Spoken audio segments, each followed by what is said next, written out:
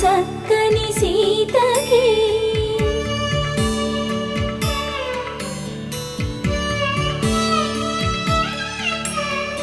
ఎర్ర జాబిలి చేయి